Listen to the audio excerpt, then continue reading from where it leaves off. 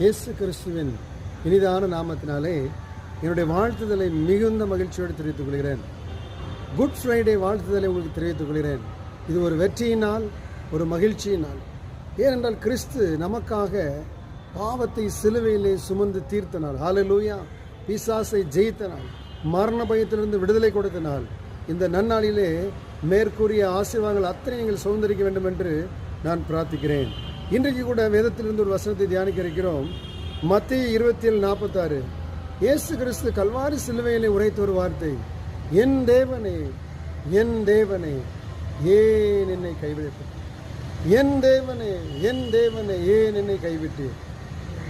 வானத்தையும் பூமியும் படைத்த தேவன், சர்வ வல்லமுள்ள தேவன், பிதாவின் வலது பார்சத்தில் வீற்றிருந்தவர் இன்றைக்கு புலம்பிக் கொண்டிருக்கிறார். என் தேவனே, என் தேவனே, ஏன் என்னை கைவிட்டேன். காரணம் என்ன? பாவம் அறியாத அவர் நமக்காக பாவமானார். 2 கொரிந்தியர் 5:21 சொல்லப்பட்டிருக்கிறது, நாம் அவருக்குள் தேவனுடைய நீதியாய் மாறும்படி, பரிசுத்தவானாய் மாறும்படி பாவம் அறியாத இயேசு கிறிஸ்துவை பிதா நமக்காக பாவமாக்கினார். அவர் பாவமே அறியாதவர், ஆனால் பாவியாய் மாறி போனார். இந்த பாவம் என்ன செய்யும்? பாவத்தின் சம்பளம் மரணம். பாவம் செய்கிற ஆத்மா சாகும். பாவம் செய்கிற மனிதனுக்குள்ள சந்தோஷம் இருக்காது, குற்ற உணர்வுல வாழ்ந்து கொண்டிருப்பான். இதையெல்லாம் மாற்றுவதற்காக பிதாவானவர் கிறிஸ்துவின் மீது இந்த உலகத்தின் பாவத்தை எல்லாம் போட்டார். ஏசாயா 53:6 சொல்லப்பட்டிருக்கிறது, கர்த்தரோ நம்ம எல்லோருடைய அக்கிரமத்தையும் அவர் மேல் விழப்பண்ணினார். எஸ், தேவன் பிதா என்ன செய்கிறார்? கிறிஸ்துவின் மீது முழு உலகத்தின் பாவத்தையும் விழப்பண்ணுகிறார், முழு உலகத்தின் வியாதியும் விழப்பண்ணுகிறார், தரித்திரத்தை விழப்பண்ணுகிறார். கல்வாரி சிலுவையில் இந்த உலகத்தில் உள்ள அத்தனை பேருடைய வியாதி உள்ள வந்தது, அத்தனை பேருடைய பலவீனம் அவர் மேலே வந்தது.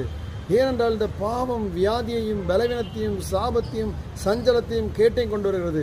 அந்த பாவத்தின் விளைவு அத்தனையும் அவர் சிலுவையில் தன் மீது ஏற்றுக்கொண்டார். இப்பொழுது தேவ பிரசனத்தை இழந்து விட்டார்.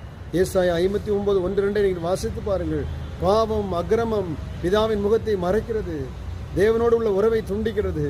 எஸ், தேவ பிரசனத்தை இழந்தவராய் புலம்பினார், என் தேவனே, என் தேவனே, ஏன் என்னை கைவிட்டீர். அது மாத்திரமல்ல, 2வதாக அவர் ஒன்றாக இருந்தவர் நமக்காக தனிமையானார். யோவான் 10:30 வாசித்து பாருங்கள். நானும் பிதாவும் ஒன்றாக இருக்கிறோம் என்று சொன்னார். யோவான் 14:9 வாசித்து பாருங்கள். என்னை கண்டவன் பிதாவை கண்டான் என்று பிலிப்பியுடன் சொல்கிறார்.